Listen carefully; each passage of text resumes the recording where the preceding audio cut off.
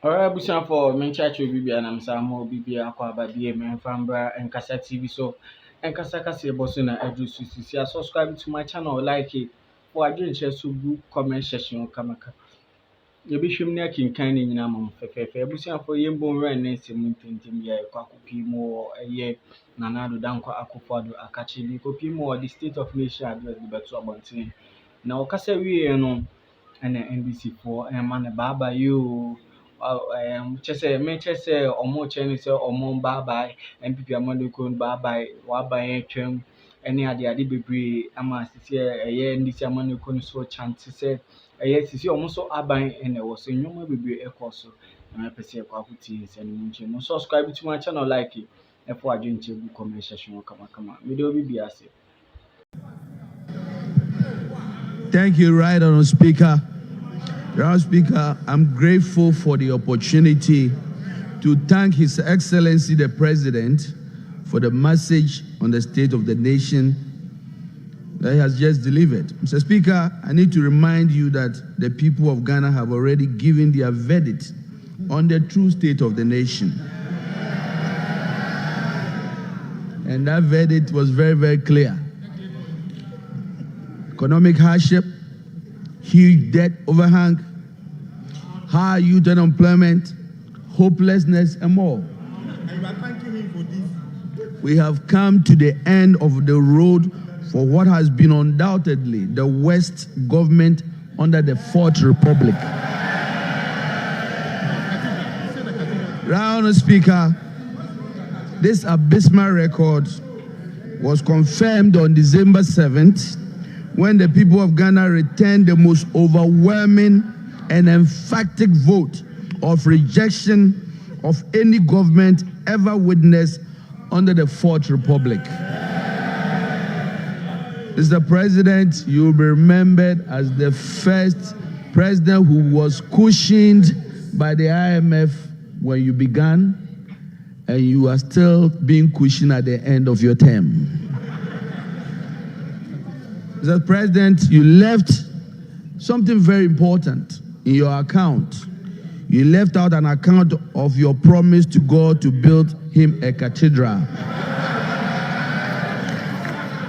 But Mr. President, Mr. President, I will leave that for you, between you and your God. Mr. President, let me remind His Excellency, Right Honourable Speaker, that his tenure in office will remain a timely reminder of how not to govern the country. But let me also be quick to assure the good people of Ghana that hope is on its way.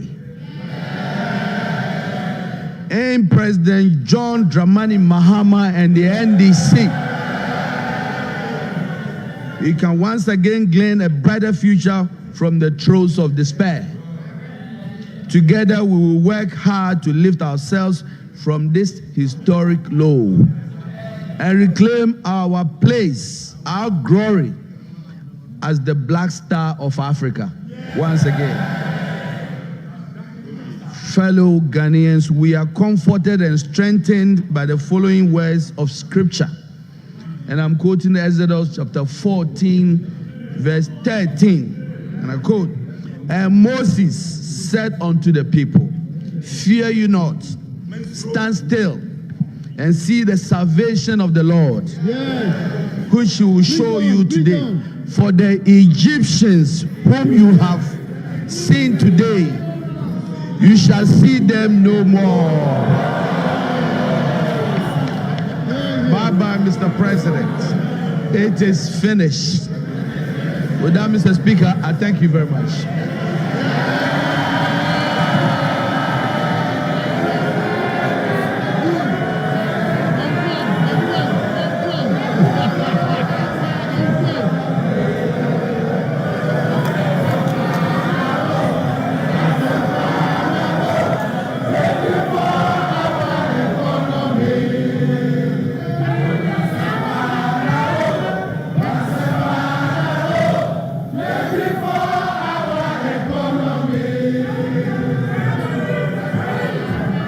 Honorable members,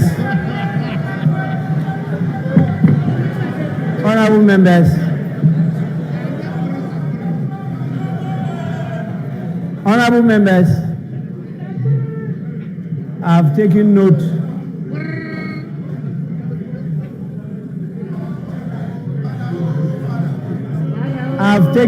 of all those who were on their feet and what they said. But it's now time for me to invite the majority leader, the leader of the House, to have a say.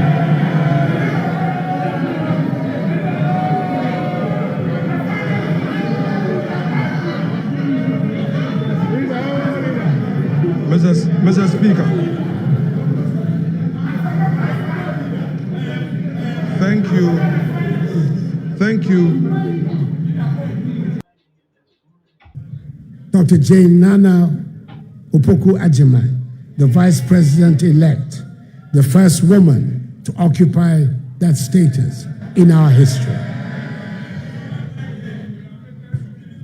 Mr. Speaker, you and I have made history of a kind these past 4 years, and I must acknowledge the role you played in keeping steady the ship of state and the governance structures of our country.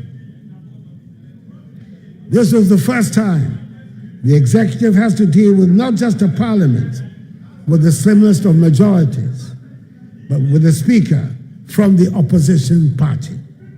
Mr. Speaker, we found a way to accommodate each other, and the government functioned successfully. I thank you. Mr. Speaker, I would like to take this opportunity also to express my gratitude to the Council of State under the chairmanship of its highly respected traditional ruler, Nana Addo II, for the great help it has given me in helping to steer the ship of state to a successful end. Nana and the members of the council, I thank you very much for your invaluable counsel. Mr. Speaker, as I prepare to leave office on 7th January 2025, I do so with immense gratitude for the trust and confidence the people of Ghana has placed in me over the last 8 years. It has been the highest privilege of my life to serve as president of this great nation. I've done so with an unwavering commitment, boundless energy, and a deep love for Ghana, always guided by the belief that our nation's best years lie ahead. Together we have weathered storms, celebrated victories, and laid the foundation for a brighter, more prosperous future. Reflecting on this journey, I'm filled with pride for what we have accomplished. From the transformative policies in education and healthcare, to the strides in agriculture, digitalization, energy, governance, infrastructure, industry, and trade.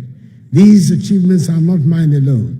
They also belong to every Ghanaian who has contributed to the collective effort of nation building. We've demonstrated that through unity, resilience, and determination, we can overcome even the greatest challenges.